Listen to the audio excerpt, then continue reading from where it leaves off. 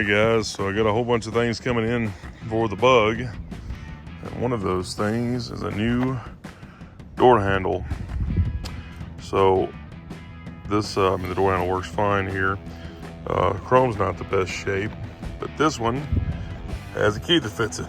So the keys that I have for the ignition do not fit the doors. So this will allow me to unlock this door and lock it, which will be good. So I'm gonna get that switched out. On here, it's a pretty simple deal. You've got the one screw there at the top that essentially holds the door handle in right there. So we'll get that popped out and see what it looks like. So there we go, that took about 1 minute.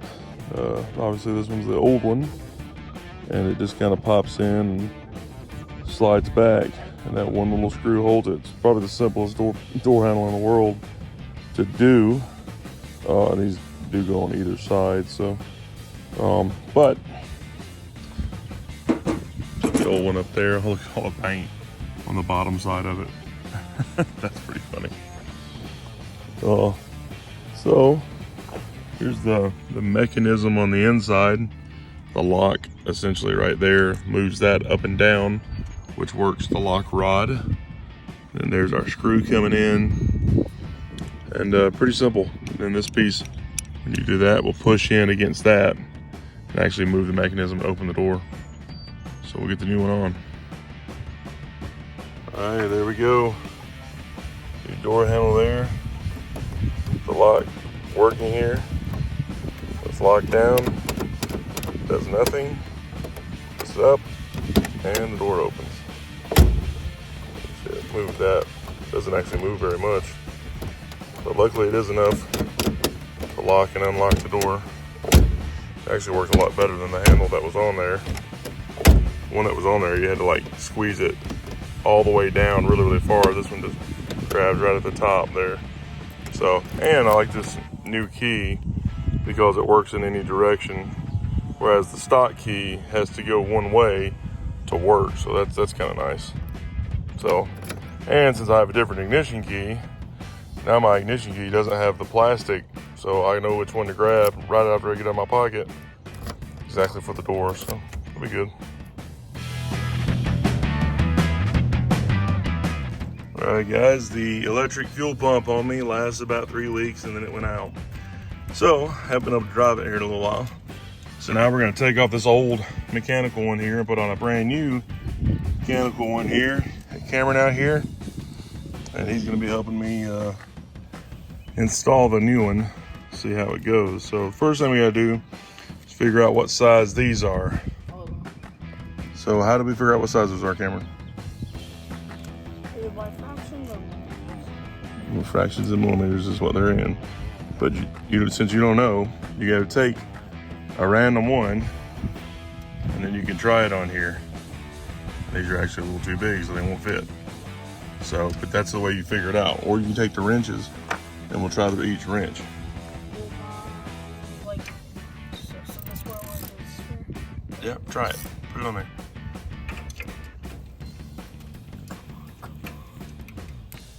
Turn the wrench back and forth to get it to fit down in there. There you go. And which way is it going? This way. So that means you'd be turning it to the right. So that's tighty.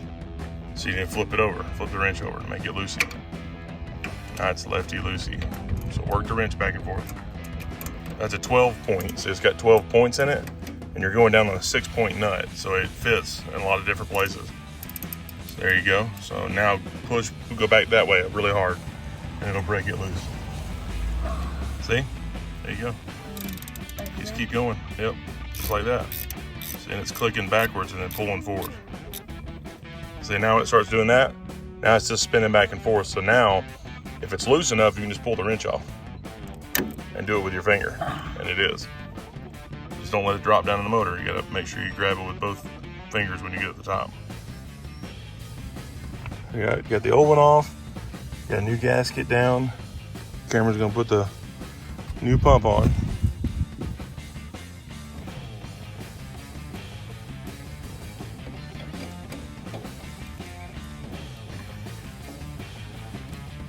pull it straight back up, and then let it straight down, because right now it's it's sideways, so it's binding on those studs. You got to put it straight down.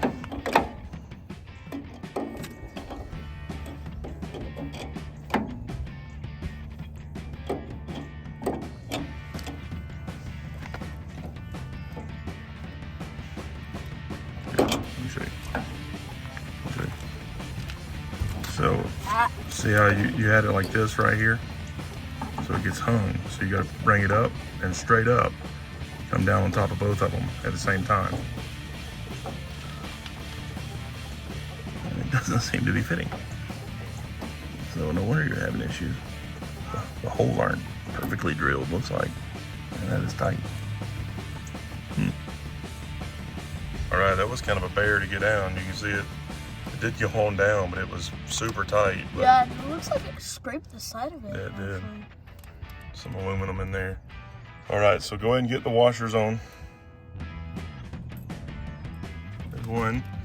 I'm gonna grab the other one. I was messing with the tape measure. Came back and hit my thumb. Yeah. Let's put it back on the rear. That one's gonna be a little bit harder to do. That was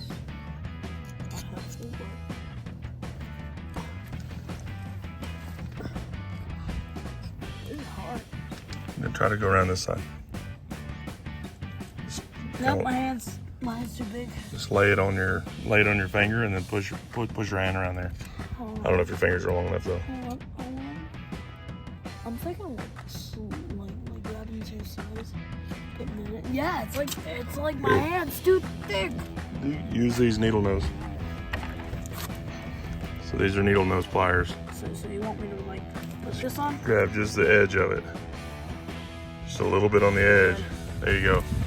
Now just set it on top of there. See? Yeah, it's fine.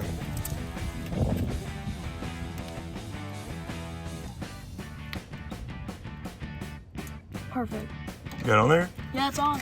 Awesome. Okay, now we're going to start working this nut down. You should be able to spin it back on with your fingers. This? Uh-huh. No, the nut. Don't spin the washer, put the nut on. I want to do the back one first because it's No, harder. do the front one first. The back one is going to be a little bit of a bear. I feel like the back one is a little bit. Yeah, I've got long enough fingers to reach around both sides and get it in there. Yeah, and I'm just been kind of tight. Yeah, that's because that aluminum's stuck in there. Yep. Yeah, All I right. can't even. Yeah, no, that's good enough. That's nice and hand tight for now. So now we can work on the real one. All right, guys, so got it running, new fuel pumps on, all that's going good. But the main issue we had was we got the fuel line hooked up. This is a fuel filter that was on it originally. I went in and put it back on there.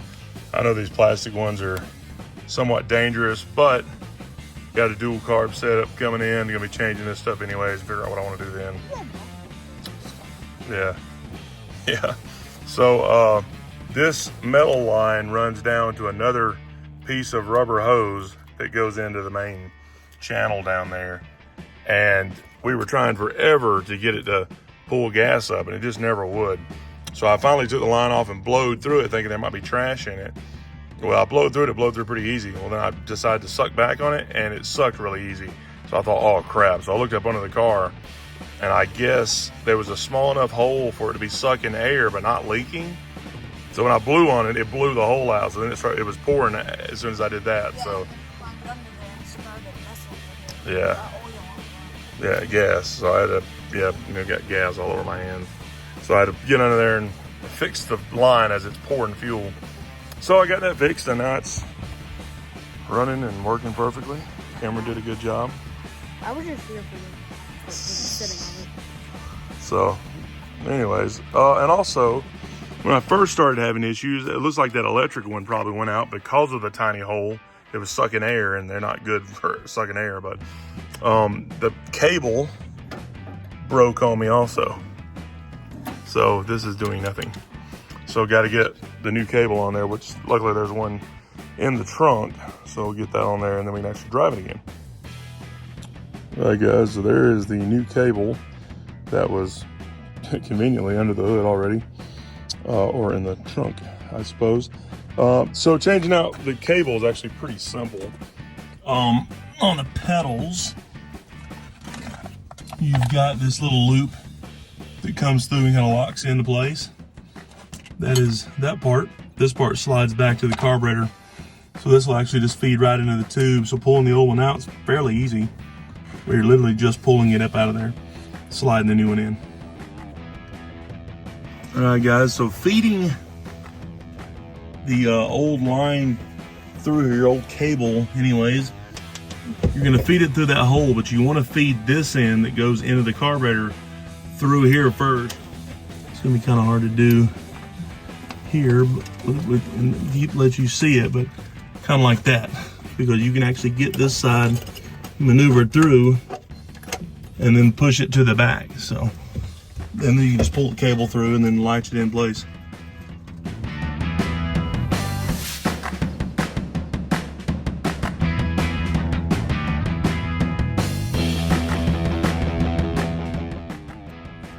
All right guys, so there's our new cable coming through.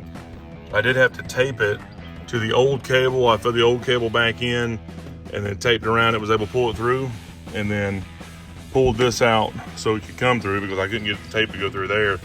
And somebody, you can see what was on there, somebody had put a hose clamp on the back side back there behind the shroud. So I was having to undo it from the back side of that shroud, reaching around. The only way to do that is like down through here and then up. But I was able to feed the cable back through without having to climb under the car or anything like that. So undo this tape, slide this back in, and then we can hook it up.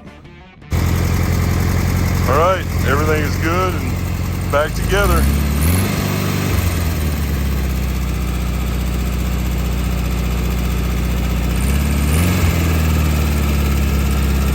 Works. Time to get out and play. AMSOIL delivers the ultimate protection for your vehicles and equipment. Fast, free shipping right to your door. Spend $100 and shipping is on us. Order now at AMSOIL.com.